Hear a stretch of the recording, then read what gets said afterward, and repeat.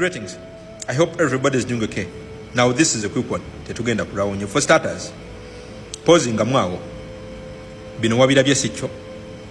Obirabye bikweraliikiriza sikyo. Ngamba gwalabye bino. Ofunyemu okweraliikirira. Kati waliwo bambi omuje gasanyuse. Ngaalabye bino. Alowooza bigenda ku affectinga group yono mwami. Kati gwe omwana ali mu struggle naawe ayagala enkyukakyuka. Soko tuleko eno video.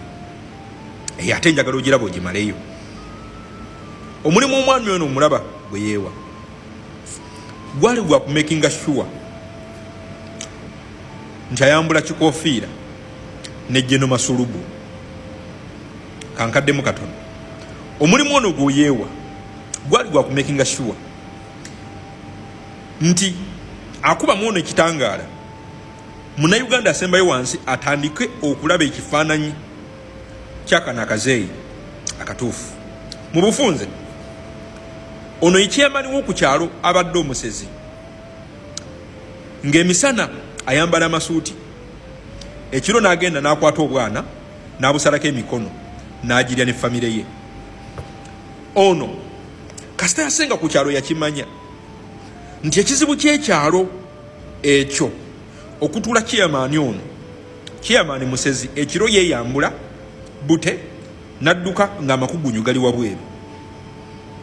Ono n'akimanya nti the best way okudiringa n'omwami ono since ayina resources z'ekyalo ne stampu z'ekyalo yaziyina kumu exposinga.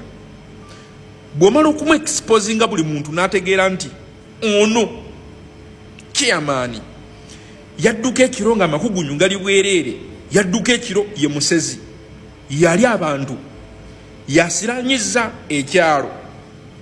Ono yakimanya mu exposing buli mutuuze gy'anaakoma okukitegeera nti chairman kikofiira yadduka ekiro nga amakugunyu gali bwereere, ekyalo ono kyali mu kubuusa kigenda kwetwalira chairman kikofiira emisinde.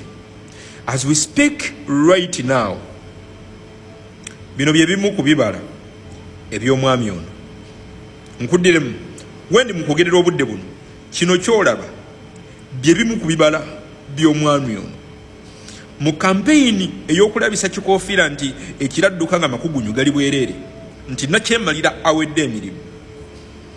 Kasita olaba ebintu nga bino nti yayisa abakabe bagende bakwate mu ssemateeka akole kye bayita rule by law, akyuse article eya UPDF Act bakkirize civilian okuwozesebwa mu court martial rather than the civil courts. Ono mwami w'omuwera credit mu gemu gyali mu kuzannya. Mpuliriza mu katono gwe kibadde kyeraliikiriza payingamu attention wano mu mission ey'okutwala ono emisinde. Amaanyi g'ono yategeera nti kano akasajja kalina resource ez'ekyalo, wadde ng'omaze okuka-identifyinga nti ke kasezi k'omu kitundu, oyina kakwata mpola mpola. Bw'oba wakasuula oyina kasuula mpola, wabula mu mapeesa g'olina okuzannya oyina okugazannya ng'okikakasa nti ate ko kennyini koletera okwe-exposinga. Mu bufunze oyina makinga sure nti wadde ng'okimanyi nti kasezi ekiro kadduka, yes, ng'obukugunyu buli wabweru, oteekeddwa okumakinga sure nti munnansi akakwata nga kalina omukono gw'omwana mu nsawo. Ndowooza kati onfunyi. Wenjogerera obudde buno kino kiraba wadde nga kyaffectinze nnyo abaana ba National Unity Platform, naye ate kyaffectinze nnyo abantu abawangalira mu bitundu bya Northern Uganda.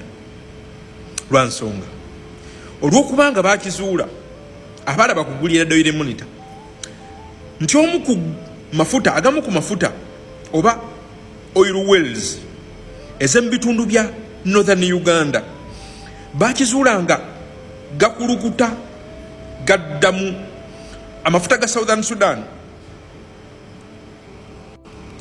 amafuta agamu ku gali mu ggwanga erya Sudan gakulukuta gakkirira gadda mu Northern Uganda. Bano nga bamaze okukitegeera nti waliyo oil wells mu bitundu bya Northern Uganda, batandika okuwamba abantu mu bitundu bya Northern Uganda n'okubagoba ku mataka gaabwe.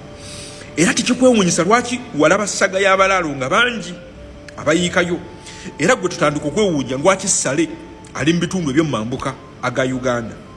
Kwata mpola bwe batandika okwa-identifyinga abavubuka embavubavu abasobola okudifendinga amataka gaabwe n'ebitundu byabwe, batandika okubasibako ebisango by'emmundu, illegal possession of armory, era babasindika bangi bali tried in the court martial eyo.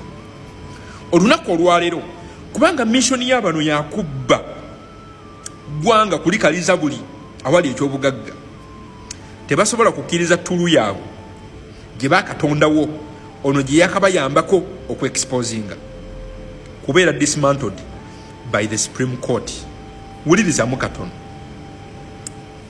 Olowooza omuzadde ali mu bitundu bya Northern Uganda gwe bakwatira omwana we ne bamusibako ebisango by'emmundu ne bamutrayinga mu court martial simply because baagala mubuzaawo, families zibulweko abazirwanirira mu bitundu ebyenjawulo bano gye bali mu kubba. Olowooza senga amawulire gano gamugwa mu matu agenda wulira atya? By the time wetugenda okutwalira abantu baffe obubaka obugenda okutwala ono mu bbanga eritali lyawala, abantu baffe bagenda kuba already bamaze okukitegeera n'okukifiiringa nti ekizibu ky'ekyalo abadde chairman yennyini nga yadduka ekiro yaseera emmere yaseera ekitundu, yadduka ekiro nga amakugunyu gali bwereere. Ani amukubyemu ekitangaala?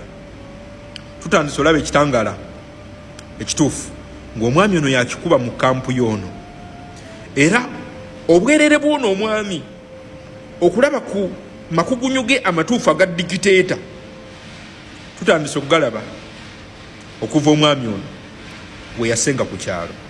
Video kegwe bweti gwe mukwano gwange abadde yeeraliikiridde obudde buno olina omulimu gumu, olaba omulimu gwendi mukola obudde buno gwe mulimu gwoteekeddwa okukola,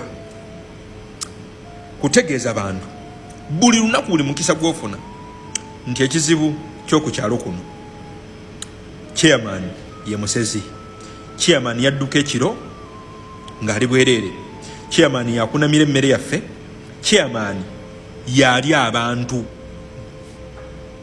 Weerabira ebinna ebikunyiiza gwe buli wofuna opportunity buusa abantu nti ekizibu ky'oku kyalo kino yono omukadde tali yekka, mu famire ye ayinamu ka Jeno Masulubu. Bategeeze nti Jeno Masulubu noono chairman w'oku kyalo tebalidde baana beereka batyo, tebakunamidde emmere beereka batyo. Ate bategeeze nti ne office zonna ez'oku kyalo kyetuli mu kwogerako, mukazi wa chairman ono naye y'omu ku kizibu, era naye takunamidde emmere yeereka atyo. Ekyalo abantu balina okukitegeera nti tekiina bwe kiritereera, tekiina bwe kirikulaakulana nga chairman akitwala kyekizibu ky'ekyalo. Omulimu omwami ono gwe yeewa agukoze, omulimu ogusigadde guli eriffe abatuuze b'oku kyalo okwata buli ekisoboka okutwala famire ya Cheya emisinde kubakkiriza gaana. Cheya nga bw'asera ku village level ayinayo abantu mu famire ye abasera mu bwalo obuli eyo mu butundutundu obw'oku kyalo. Famire ya Cheya, ladies and gentlemen, kyekizibu kyova olaba fe abagenda mu protest vote naddala mu abantu b'omumambuka goba buli muntu ajjidde mu kibaasi lwa nsonga abo n'abali wansi w'ono kyekizibu ky'eggwanga lyattu Uganda. Salute.